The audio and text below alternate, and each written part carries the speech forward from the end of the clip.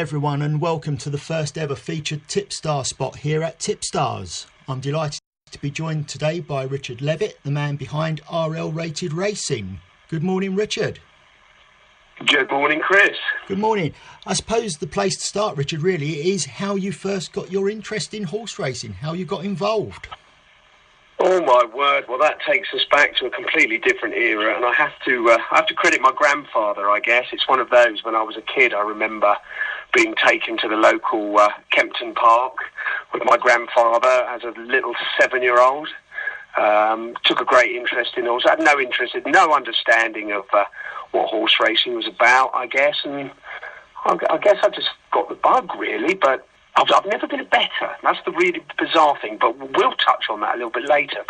And a lot of people who follow me ask me that question. How is it that you don't believe in betting? But, that'll open up some doors later in our conversation. You'll see where that comes from. But yeah, a 7-year-old kid just got taken to his local track and just the thundering noise of the horses galloping along. And I guess, like many people, it gets in your blood. You can't leave it behind. Yeah, no, I can fully agree with that. It was my grandfather who got me involved as well. So grandparents seem to have a lot to answer for. When did you realise, though, you could turn that interest into a success as a tipster? Well, see, that's a good one as well, because to give you a little bit of a lowdown, the day job works around probability. I work on probability outcomes in scenarios, and I write complex algorithms to work these out without getting really dull and boring about it. I realised that by following my passion for horse racing and investing in winners, realised that I could, why not have a go and see if I could use my probability knowledge and turn that into how we could cut horse racing cards to work in our favour. And I realised, it was about 10 or 15 years ago that actually I was taking a 20-field horse race here and turning it into 5 probable chances here, and 60-70% of the time I was picking a winner. So this is great. Didn't really do anything with it. Didn't think anything commercially would come out of it. Just, a little bit of tax-free income for myself. It was great. And it's only through word of mouth and people said, "You should really have a go at this. You've actually got quite a knack." I said, well, it's not a case of, sticking a pin on the card and hoping for the best or even studying the form too deeply. It's really looking at maths, letting maths do the job. And it kind of evolved from there. And I met a few people, and a few people said to me, "Why don't you try as a tipster?" I thought, I don't see myself as a tipster. I see myself, this is just a bit of fun. And I thought, well, actually, if somebody else can see that, why don't I give it a go? So I did. I used the same algorithms I use on a daily basis, mapped them into horse racing cards, and here we are today. And it works. Excellent. And that's a really good insight into how you pick your horses. And what does a normal day look like for RL Rated Racing? How much time each day do you spend on the cards? Obviously, you're fitting it in with a day job I as spend well. The evening, actually. Yeah, the evening I come home from work, I'll have a look at the next day's cards. I'll have a rough idea anyway of who the main protagonists are likely to be in the race and so forth. And we'll mark those, we'll score them with our algorithm. And I won't release any of the data until the next morning, because I've found whilst it does work to send data out early, there's often too many cases, especially this time of the year, where races get cancelled or too many non-runners, and then you've got to go back to the drawing board and reset it all. And so I'd rather just do it first thing in the morning. And I would say on average I'd probably spend a couple of hours tweaking it before it goes out. I'd love to say it's my full-time job. It isn't, but about a couple of hours, Chris, and we've got enough information out there to hopefully give members an insight into what our thinking process is behind our selections, and hopefully bag them a couple of winners in the process. Excellent. And I assume from the way in which you pick your horses that there's no distinction between the code. You cover all codes, you cover all types of racing, so it's a 364 days a year service. Absolutely. All UK racing, all weather, turf, Irish racing. I have a passion for Irish racing. I have no affiliation with Ireland in any capacity. I just realised that there was very, very few tipsters out there who cover Irish racing, and it can be a bit of a minefield, 20 plus horses quite often running in the jump season per race, but there's some beautiful racing to be had over in Ireland, and we do very well out of it. And I've got a bit of a core following on that side alone. You know, I'll get emails almost daily. People say, "Got any Irish selections today?" So that's quite encouraging. Excellent. And I think one of our aims at Tipstars is obviously to help punters to understand the need to take a long-term view when following any tipping service. We all know there's no get-rich-quick scheme. It's all about patience and having an edge over the longer term, as you've already explained.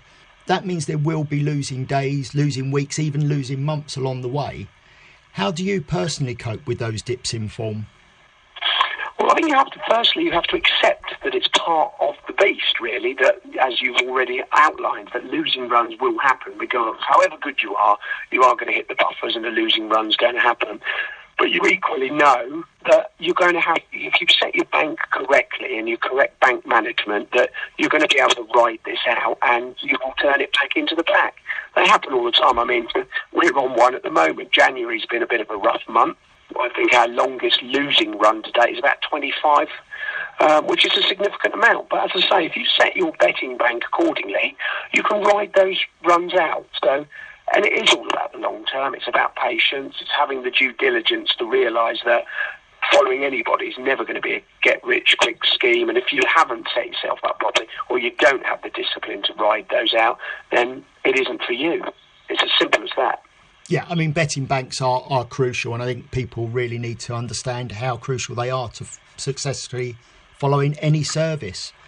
But on that note, I get the feeling that one of the biggest issues for you and any tipster is the speed with which subscribers will jump ship as soon as you hit a losing streak or a dip in results.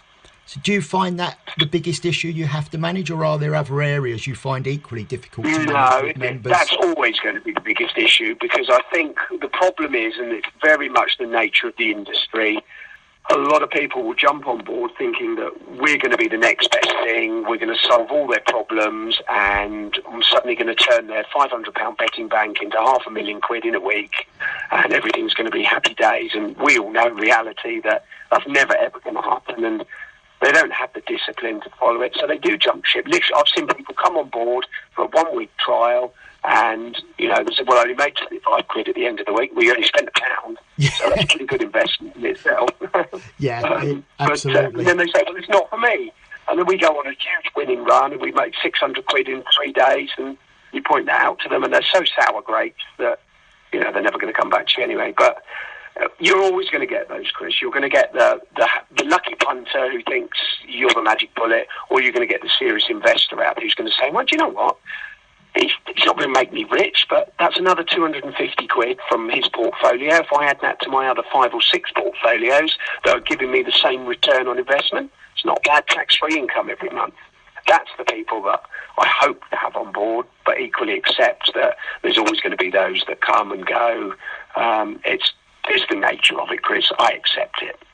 Yeah, and you're absolutely spot on. I think, it is about discipline. It is about people understanding that you have to manage it in such a way as to make it successful. On a more positive note, though, do you have a standout moment in your time as a tipster? Do I have a standout time as a tipster? What, in the sense of how I feel about picking winners, or anything specific in what I do? Yeah, just how do you mean? Any standout moment where you've had a particularly good pick, a good run, some comments that you've had back from people, something that stands out in your mind as being, that was a really good point in time as a tipster. Yeah, well, we did. I'd say back in May, it sounds a while ago now, we had a very, very good run. I think we went 17 winners in a row. Not short price favourites, a couple of long shot each ways that came in, and we were looking to be heading for a losing month, and not a lot. I think it's about 2 or 3 point loss for the month. We turned it round into about a 65 point win for the month just in the last couple of days. Scary seat of the pants stuff, but the comments that I got back from people on emails were saying that's brilliant, fantastic stuff. You'd said all along, have patience, because this is what happens when we get a losing run. I do say to people, look, keep the faith. There's 2 selections here today. I'd love it if both are going to come in, but mathematical probability tells me that we're only going to get one of the 2. I know which one of the 2 I prefer, but we have to accept. We've set the bank accordingly. We know we're going to just keep trickling along. And then I get that core set of people who say, it was worth sticking with you all along. And that's what makes me do it at the end of the day, because I think, I want to beat the bookie as much as anyone else. I'm not out there to take him to the cleaners. But at the end of the day, if we can all just get a little bit out of our hard-earned, then it's all very good. But yeah, I get the odd email from people who will say, you couldn't tip a wheelbarrow, that sort of thing. But again, you accept that and you just cast it aside. But you're always going to get those, Chris. Those people, I don't know, sometimes they're there for a reason, because they're never going to make a success of anything, so they feel that they have to muddy anything that you do, and the moment you get it wrong, they want to rub your nose in it. But I'm a bit thick skin these days. But yeah, just the odd email every now and again from somebody who just says, you've made my day, or, I managed to get my car. Somebody did write to me, actually, and said, I'm so glad. He said, my son's car blew up or something. I can't remember the exact email. He said, something about his son's car blew up 3 days after he passed his driving test. Wants to get it rebuilt. He said, now I've just managed to buy him a new car with the winnings that I've made this month just by following you for spending 28 quid. Doesn't get any better than that, does it? Excellent. That's what you do it for, isn't it, at the end of the day? So, exactly. You've already told us, Richard, that obviously this isn't your full-time job. You've got a day job as well, and you spend a couple of hours in the evening going through your selections. Do you have time to watch any other sport away from horse racing? And if so, what do you like to watch? My other passions are, well, probably following my children with their sporting prowess is more than my own these days, or even watching my favourite football team, Southampton. Don't go there, we'll move on swiftly. But yeah, my kids are very active. I've got a teenage son who plays for Southampton under-14s at hockey. My daughters are gymnasts, swimmers and divers. So as you can imagine, it's dad's taxi and yeah, just following their ambitions. But yeah, my other passion other than horse racing is very much football, like many other people. And for my pain, I'm a die-hard Southampton supporter. And one day we will win the Premier League, probably before I die. Well, Leicester have done it, and they're not a dissimilar team, are they, in terms of size and everything else? So no, it may happen. Anything's possible. I won't be putting my money on it, though, Richard. I might put it on your horses instead. No, I wasn't going to advise you to do it either, Chris. I suppose, obviously, as a tipster yourself, you obviously speak to a lot of people within the industry. Has there been one piece of advice you've received as a tipster that's really stuck with you, and who did you receive that from? Well, oddly enough, yes, it was actually, and it was from a guy who I can't even remember his name, but at Racing Post. I sent on a Racing Post forum about 2 years ago about saying, how on earth have you come up with some of those selections? I've read your blurb and so forth, and no matter how I do it, I can't see that any of those horses are likely to be in the mix. Well, conversely, the horses that he picked did go on. I think one placed, and I used to scratch my head thinking, now, what has he got that I'm missing here? I'm using this from a mathematical angle, and yes, granted, maths won't win your horse races, but it does narrow the field in your advantage. And I got to think, okay, yeah, he's got a lot of experience. He studied the form. I'm trying to remember his name, Chris. He's quite a famous tipster, but it's one of those that's escaped me now. Anyway, he wrote back to me this really lengthy personal email about saying that I've never had a comment like that from anybody other than saying, the usual thing that your tips are rubbish, etc., all well done, thanks very much. But he gave me all this insight, and I thought, I never considered it that way around, and I tweaked an algorithm of mine to accommodate that side of things. So that piece of advice was invaluable just by me questioning his own sort of sanity, really. Brilliant. And I suppose that's what it's all about at the end of the day, isn't it, Richard? It's about tweaking your own system as you find new edges, new bits of information that you can use to improve it. It's about not standing still. Yeah, absolutely right. Good. And if you could change one thing in the horse racing or tipping world, Richard, what would it be and why? Oh, I'd so love the tipping industry to be policed. There's so many unscrupulous people promising the earth for so many things, which is, I think, why we get so much bad press. I mean, I like to think everything you get from me is completely transparent, but there's a lot out there who will give you wild claims, and I hate it because there's so many people out there who fall for it all, and they muddy it all for the rest of us who just want to make you a couple of £100 every month just to enjoy the finer things in life that doesn't have to come out of your hard earned, and you can look back and say, well, I appreciate that a little bit more because, hey, that didn't cost me anything and it was completely tax-free. Thank you, Mr. Bookmaker. That's what I'd love to see change, but it's never going to happen, but I just wish it would. Yeah, and I totally agree. And I think the tipping industry, unfortunately, has got a reputation brought about by the unscrupulous few. It does muddy the water for everyone. And that's part of what Tipstars is hoping to do. You know, we're hoping to be that independent place where people can go and see the results that we've got for over a period of time. You know, the unscrupulous ones come and go. They're the ones that, you know, they're around for a couple of months trying to rip people off and you don't hear from them again. What we're trying to build with Tipstars is that historic record. You know, we can show that people have been around for a year, 2 years, 3 years, whatever it might be, and that they are genuine and they're there to provide a service over a longer period. But you're right. It's a difficult battle. It will take a long time to turn the perception around to fit the true people, the true tipsters out there who are really trying to help people. But we can only do our best, can't we, Richard? At the end of the day, we can try. Absolutely. And we can. You can't please everyone. You can't, and you said it quite right early on when you talked about people who want it to all happen overnight. You know, they're the ones who will continually sign up to the wild claims and be left disappointed.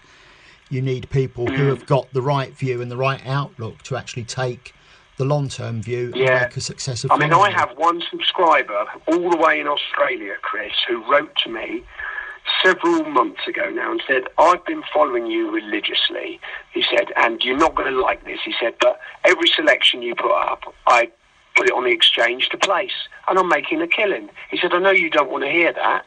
So I wrote back and said, of course I want to hear that. I love to hear how people are using my selections, and why would I feel offended if your strategy is to utilise the place market? That shows foresight that you can turn what I'm giving you into something that's profitable for you. That's fantastic. Brilliant news. Just keep me posted and let me know, and just send me a check.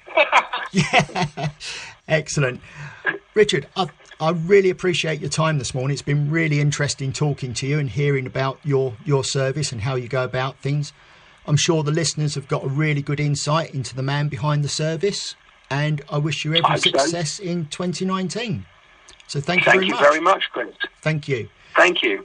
And remember, everyone, you can find out more about RL Rated Racing by visiting the featured tipster page at tipstars.tips. Thank you for listening, and I look forward to introducing you to more top tipsters in the coming months. Bye for now.